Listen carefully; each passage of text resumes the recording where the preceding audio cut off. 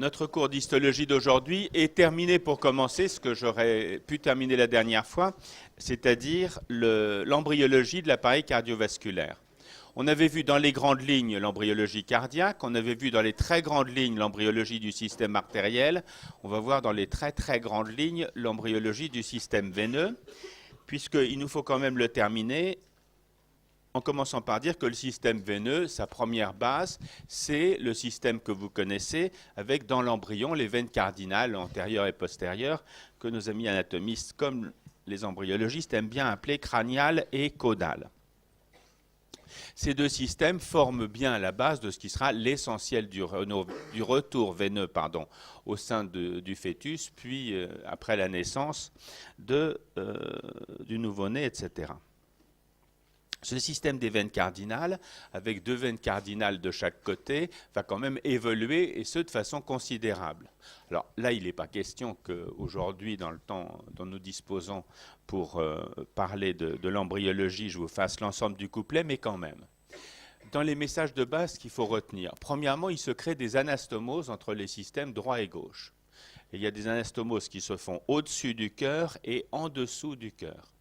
L'une des anastomoses principales, c'est celle qui se fait au-dessus du cœur, en situation crâniale, évidemment, entre les systèmes gauche et droit, et qui, vous le devinez sur ces schémas très simples, anastomose ici entre les systèmes droit et gauche, va être à l'origine du tronc veineux brachiocéphalique.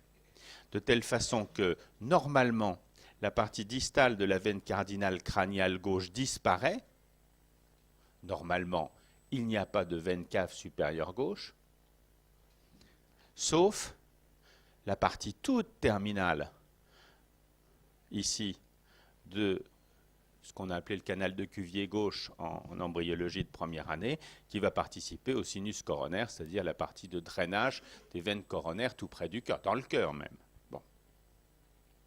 C'est parce qu'il y a cette anastomose au-dessus du cœur que le système évolue pour donner le tronc veineux brachiocéphalique gauche et que la partie distale de la veine ou du système veineux cardinal du côté droit donne naissance à la veine cave supérieure. En haut, ce n'est pas très compliqué. En bas, c'est un peu plus complexe. Pourquoi ? Tout d'abord parce que dans le territoire abdominal se forment deux structures qui s'appellent les corps mésonéphrotiques, corps de Wolff, qui sont des éléments très importants pendant le début de la vie embryonnaire, qui vont servir de base à ce que vous savez, et au niveau duquel va se développer un réseau veineux indépendant, avec notamment deux veines mésonéphrotiques internes, en connexion avec le système, bien sûr, des veines cardinales, deux veines mésonéphrotiques internes, au niveau desquelles va exister une anastomose, gauche-droite. Et c'est à partir de ces éléments, à partir de ces veines mésonéphrotiques internes, et notamment de la partie droite, que va se former, par une plasticité veineuse qui est un des éléments essentiels de l'évolution des systèmes veineux embryonnaires, que va se former notamment les éléments qui sont décrits ici, les éléments qui vont former l'anastomose interazygose et le système veineux azygose qui vient se jeter dans la veine cave supérieure. Troisième élément plus bas, la partie distale du système se caractérise aussi par une anastomose entre les veines cardinales à la partie basse qui donnera naissance finalement à la veine iliaque primitive gauche. Et c'est le modelage de la partie interne du système veineux qui va donner naissance à l'ensemble des éléments veineux, ici, qui vont se développer avec un retour veineux vers le cœur, vers la partie inférieure du cœur. Dans cette histoire ici, c'est compliqué. Pourquoi ? C'est compliqué parce qu'en complément des éléments cardinaux dont vous imaginez l'existence, même si je suis passé vite dessus, existent les éléments qui correspondent aux veines de la circulation veineuse vitelline et ombilicale. Vitelline au centre, ombilicale sur la périphérie. Et ces éléments-là vont évidemment être extrêmement importants pendant la vie fétale, puisque c'est quand même à partir de la circulation veineuse ombilicale que va se faire le retour veineux de sang oxygéné vers le cœur, à partir du placenta du cordon, comme vous savez. Mais c'est aussi dans ce territoire que le développement d'une structure extrêmement importante, à beaucoup d'égards, qui s'appelle le foie, qui commence par un bourgeon hépatique, va se faire dans le mésogastre antérieur, avec un organe qui au début peut être assimilé à un petit bourgeonnement de l'entoblaste de l'intestin antérieur, qui très rapidement se développe dans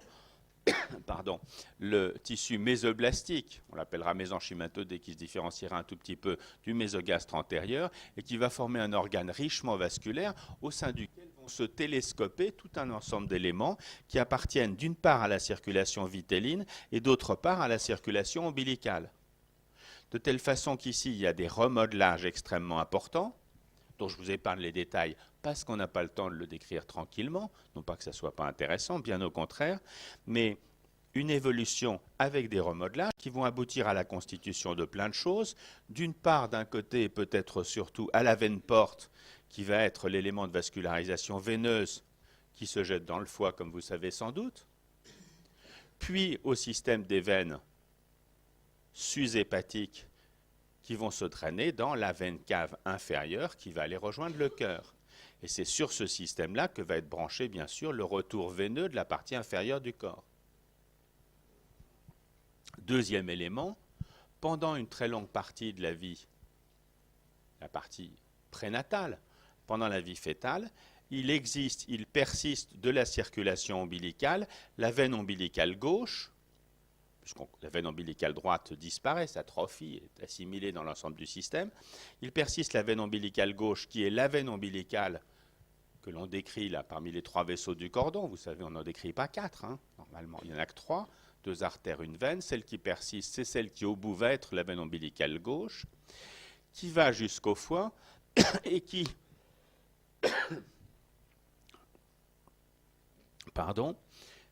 va à l'intérieur du foie s'organiser de telle façon que le sang de la veine ombilicale gauche, qui peut passer un tout petit peu dans le parenchyme hépatique et notamment dans le lobe gauche du foie, qui a une signification physiologique un peu différente du lobe droit pendant la vie fœtale, forcément, puisqu'un peu du sang de la veine ombilicale gauche peut y circuler plus facilement que du côté droit, mais surtout, l'essentiel du sang de la veine ombilicale gauche, c'est ça qu'il faut retenir, passe par une espèce de voie dérivative de court-circuit que les anatomistes vous ont sûrement décrit, et qui est le célèbre canal d'Arancius, le canal veineux d'Arancius, qui court-circuite le parenchyme hépatique littéralement, pour permettre que le sang veineux ombilical oxygéné arrive dans la veine cave inférieure et rejoigne ainsi le cœur. Alors, tout ça persiste et existe pendant la vie fœtale. À la naissance, évidemment, plus de veine ombilicale gauche, ou plus exactement, la fermentation veineuse disparaît puisqu'on clampe le cordon et qu'on coupe ce faisant la circulation, qui n'existe d'ailleurs plus puisque le placenta, en principe, va très rapidement se décoller, heureusement, et il y a donc suppression de ce retour veineux ici, atrophie de la veine ombilicale gauche qui devient ligamentaire, atrophie du canal veineux d'Arancius, de telle façon que cette partie-là du schéma disparaît. Voilà ce que je voulais vous dire pour le système veineux. Le grand mot, c'est modelage, modelage parallèlement à la croissance, très bien. Fin de l'histoire. À la fin de la période d'organogénèse, une circulation fœtale est en place, avec une pompe, un cœur, qui est organisé avec ses 4 cavités, qui est cloisonné, avec un système artériel, une grande et une petite circulation indépendante, avec un système veineux, une grande et une petite circulation, là encore indépendante. Sur ce réseau circulatoire est branché pendant toute la période fœtale un ensemble de vaisseaux qui vont assurer la communication, la continuité vasculaire sanguine entre le fœtus, entre notre brave fœtus, et son placenta, ici représenté à l'époque par un graveur célèbre qui s'appelait Tardieu. Sans rapport avec le médecin légiste du même nom, je le signale pour ceux qui aiment bien l'histoire de la médecine, ce qui est à l'évidence votre cas. Fin de cette petite digression provocative qui n'a pas marché, zut alors, la circulation c'est beaucoup plus important. Ici bien sûr il y a l'arrivée de sang représenté oxygéné ici par la veine ombilicale. Le trajet dans le fœtus, c'est de passer par la veine ombilicale gauche, le canal d'Arancius, et de gagner la veine cave inférieure. Très bien. Pourquoi pas? Sauf que ce sang-là n'a aucun intérêt à passer par une circulation pulmonaire qui lui apporterait pas grand-chose si on est un peu finaliste. Et donc, comme on a déjà essayé de l'expliquer, pendant la vie fœtale, il y a deux mécanismes qui font que le sang veineux de retour, ici un sang oxygéné, puisque revenant du placenta, ce sang oxygéné a plutôt tendance à aller directement dans la grande circulation et dans l'aorte que de passer par la petite circulation. Et ça se fait parce que, premièrement, physiologiquement, pendant la vie fœtale, comme on a essayé de le dire la dernière fois, il existe une communication interauriculaire, qu'on appelle le foramen ovale, le trou de Bottal, souvent, qui fait que le sang veineux de retour ombilical, extra-embryonnaire, qui arrive ici dans l'atrium droit,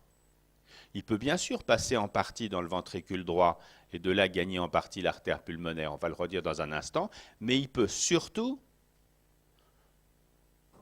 passer au travers de la cloison interatriale dans l'oreillette gauche et de là gagner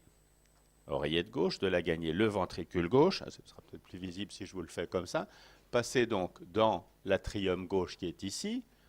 aller dans le ventricule gauche et être chassé dans l'aorte dans le cadre de la grande circulation pour aller, non pas à droite, enfin si, aussi à droite à gauche, mais ici ou là surtout, assurer l'oxygénation des tissus périphériques et leur apporter tout ce qu'il faut pour que tout aille pour le mieux dans le meilleur des mondes. Premier dispositif important, un shunt ici qui permet de shunter la petite circulation très largement au niveau atrial. C'est un shunt physiologique droit-gauche. Au passage, le sang veineux du corps, celui qui revient après le passage par la grande circulation, se jette aussi dans l'oreillette droite. Autre précision, une partie du sang, bien sûr, ne va pas passer par la communication interatriale, mais va passer dans le ventricule droit. Ce sang passe ensuite dans l'artère pulmonaire, mais là encore, il n'y a aucun intérêt physiologique, ou pas beaucoup d'intérêt physiologique, à ce que l'essentiel du sang aille dans les poumons. Et à l'état physiologique, pendant la grossesse, les physiologistes justement vous diront qu'il existe un deuxième dispositif de shunt qui est bien un shunt droit-gauche, qui est le fameux canal artériel dont on a parlé lors de l'évolution du système des arcs aortiques, qui permet à ce que justement une partie du sang, sous-entendu, on n'en a pas grand-chose à faire que le sang passe trop dans la circulation artérielle pulmonaire jusqu'aux poumons et revienne par les veines pulmonaires dans l'atrium gauche, eh bien, il y a ici un autre shunt physiologique gauche-droit qui se fait depuis l'artère pulmonaire jusqu'à la concavité de la crosse aortique. C'est le canal artériel qui, sur ce schéma-là, manifestement traduit par des gens extrêmement compétents en physiologie, a été ligament artériel, sauf qu'il n'est pas ligamentaire à ce stade-là, il est perméable, c'est un canal.